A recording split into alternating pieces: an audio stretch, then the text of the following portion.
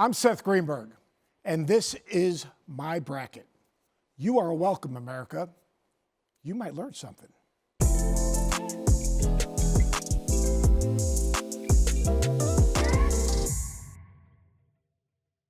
Start off Auburn and Alabama. Not exactly a rivalry game. Auburn, they need to get Chad Baker-Mazara get going. I think they will.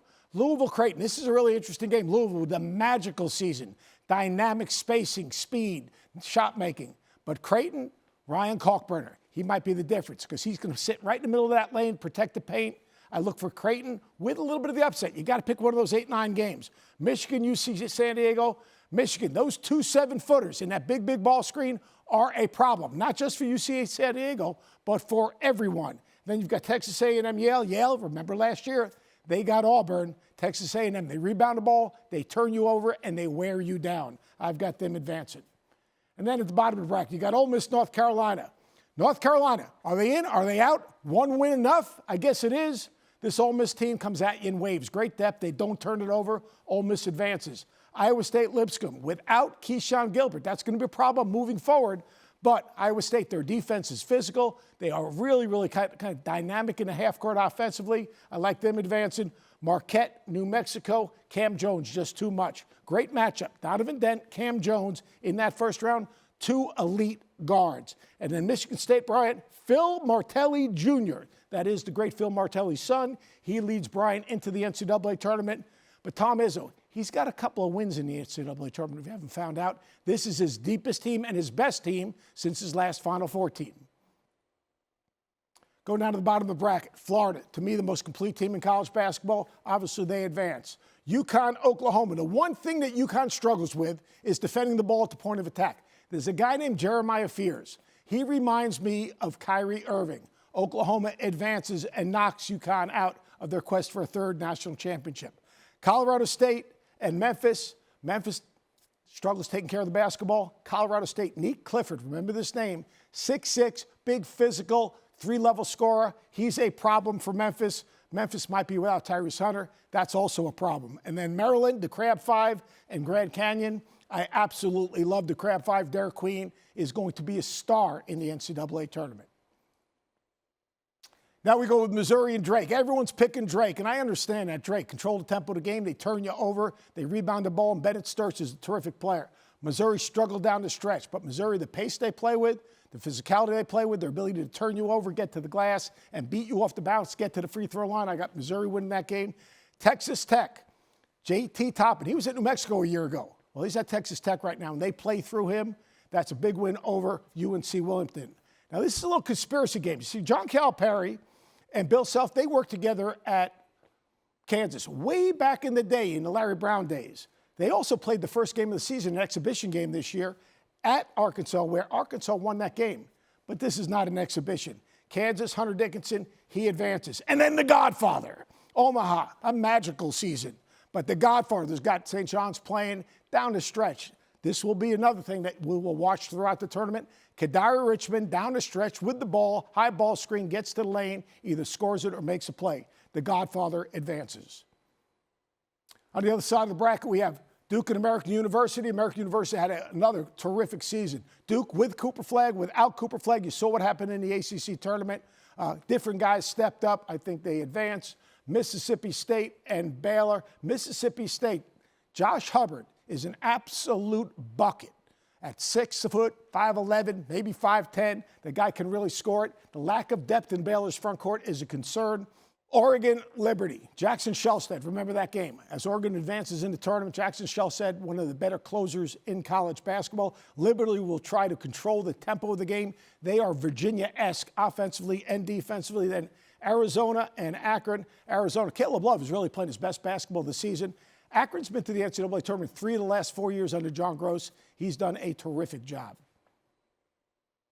Let's move it down. BYU and VCU. Now, I'm a little bit of a homer. Ryan Odom, the coach of BYU, is my former assistant coach. They're one of the oldest teams in college basketball. Remember the name Max Shugan. Now, they're going to have to defend the three-point line because the pace and the spacing of BYU is hard to contain. I think they'll try to take a little page out of Houston's book and try to get up and underneath them, push them out. I have VCU winning this basketball game. This is not your father's Wisconsin. Wisconsin's averaging 83 points a game, and John Tunji is a problem. They get through Montana, great basketball tradition at Montana. Mike Montgomery started coaching there. Look it up, kids. He was a really good coach at Stanford. St. Mary's and Vanderbilt. St. Mary's, their ability to get to the offensive glass. The front court of Vanderbilt, a little bit undersized. St. Mary's takes care of the basketball, slow-paced game, but they win it on the glass. And then Alabama, Bobby Morris. Alabama, even though the big question is moving forward, Grant Nelson, I like Alabama, their pace, their ability to force that they play with. I like them winning this basketball game.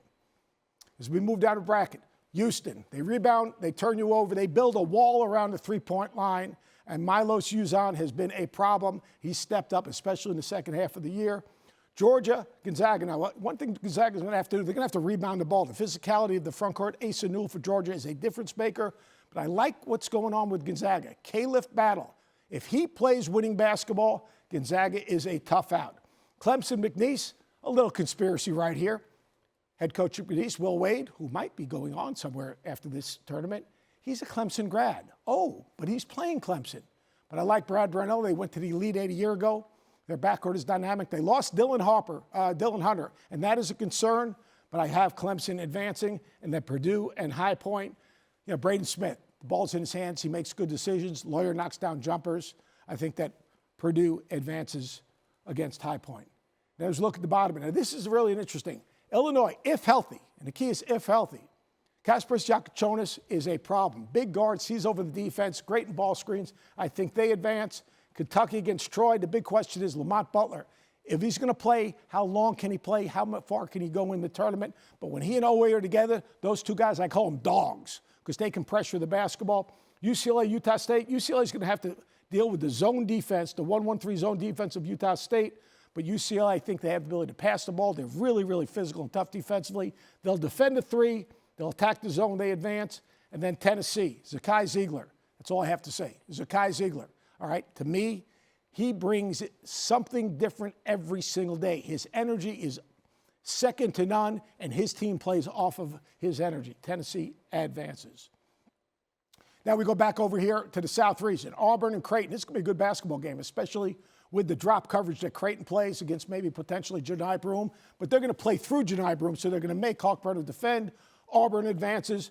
Michigan, they handle the ball against the switching defense of Texas A&M. They keep Texas A&M off the glass, and Michigan advances in the game, which eventually is going to bring a little conspiracy game over here with Auburn and Michigan because Trey Donaldson last year, he played for Auburn. See, conspiracies all over the bracket. Ole Miss, Iowa State. Chris Beard's team does not turn the basketball over. All right, they keep you on one side of the floor defensively, and their guards can really spread you out and get to the basket. I like Chris Beard winning that game. And then Michigan State, Jace Richardson, started the season off, not coming off the bench. Now he's a starter. He earned his way, and that's the Michigan State way. That's why their culture is so good. They got the best culture in college basketball. Michigan State advances. As we go down the bracket, Florida and Oklahoma, Jeremiah Fears and Walter Clayton. That is a game within a game. Jeremiah Fears is a problem. They play three guards, Oklahoma, so they have three guys that can make plays.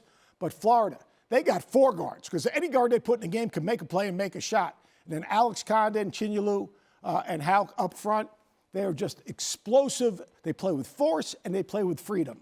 Colorado State and Maryland, the Crab Five is for real. Derek Queen is not alone. Julian Reese up front joins him, and Jacoby Gillespie gives him great leadership at the point. Texas Tech and Missouri, I like this Missouri team. I like the pace they play with. Texas Tech has a physicality to them. Chance McMillan can really shoot the basketball without a doubt. Elijah Hawkins is an extremely efficient point guard. They advance. And then Kansas and St. John's, the Godfather. They turn you over. They get to the offensive glass. They have a toughness, and they finish out games. I like St. John's advancing right there. So we go to the other side. Now, Duke's going to have to handle the pressure of Mississippi State. They're going to have to find a way to keep Josh Hubbard out of the lane and keep Mississippi State off the glass. I think they do that. The versatility of Duke. They do need Cooper Flagg for this basketball game because they need a secondary ball handler because the pressure of Mississippi State's a problem. They will run their offense through Cooper Flagg. I think he'll be fine in that game. And then Arizona, Oregon. Is that a Big 10 game or a Big 12 game? Oh, no, they're different conferences. All right? I like Arizona's explosiveness in transition. I like Henry Vesar, the way he's playing, they play through him as a 7-footer, can also open up the defense. So I like Arizona advancing there. Ronnie Odom probably won't be at VCU next year, but he had a heck of a run. John Tungy, they invert their offense, Wisconsin. The bigs can step out and shoot the threes. They still play that physical defense, keep you in front. I think Wisconsin wins that basketball game. And St. Mary's, even though they are physical on the glass, Alabama's speed, their force, Mark Sears, LeBaron Philon, just too much. Here, Houston, Gonzaga. The one thing that Houston does, they build a wall around that three-point line. And if you throw it to the post, they're going to double big to big, which takes Graham Ike out of the game. They also are going to blitz ball screens, which takes all that ball screen action out of the game for Gonzaga. Maybe takes Ryan Everett out of the game. So I got Houston winning that basketball game. And then Clemson, all of a sudden, Brad Brownell, despite playing without Dylan Hunter, he advances over Purdue. Illinois, Kentucky. Illinois, this is not the Illinois team that went through that losing streak. They're healthy now. Now, one concern for Illinois is they're going to start 3 freshmen. It's hard to win with freshmen. But the questionable health of Kentucky, the key to that game is you have to defend the three-point line. I think they do. And then Tennessee, UCLA, this will be a pure rock fight. The physicality of this game will be at next level. It'll be interesting to see how this game is officiated. Tennessee advances. Auburn and Michigan. Trey Donaldson against his former team. Auburn, obviously, Janai Broome and company. Chad Baker-Mazara, I got Auburn advancing. Michigan State, Ole Miss, I got Michigan State advancing. Did just wear people down on the glass and in transition. Florida and Maryland. Maryland's had a magical season, but Florida's the most complete team in college basketball, the deepest team in college basketball.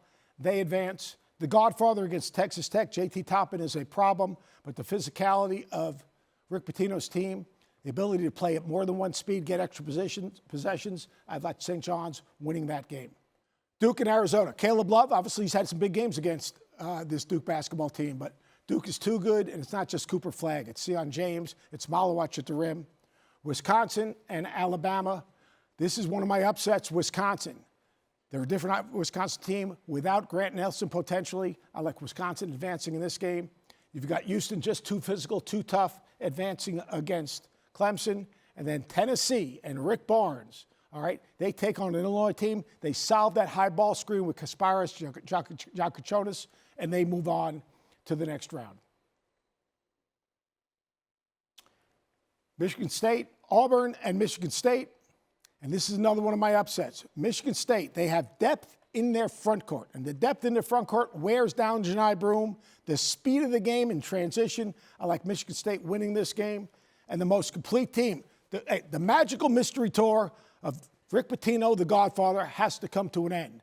And you know what? The other thing that needs to come to an end is that white suit. It's got to go. I mean, please. Just Rick, you can afford a nice suit, but the white suit's got to go. Duke and Wisconsin. Wisconsin's had a hell of a run. Greg Gard, the most underappreciated coach in all of college basketball. But Duke, the depth, the skill, the defense, they build a wall, they contest shots, and then they run off of their defense. I got Duke winning this basketball game. And then Houston and Tennessee. And this is another one of my upsets. I just think these two teams are like looking in the mirror. Rick Barnes knocking on that door to compete for a national championship. Zakai Ziegler, Jemai Maychak.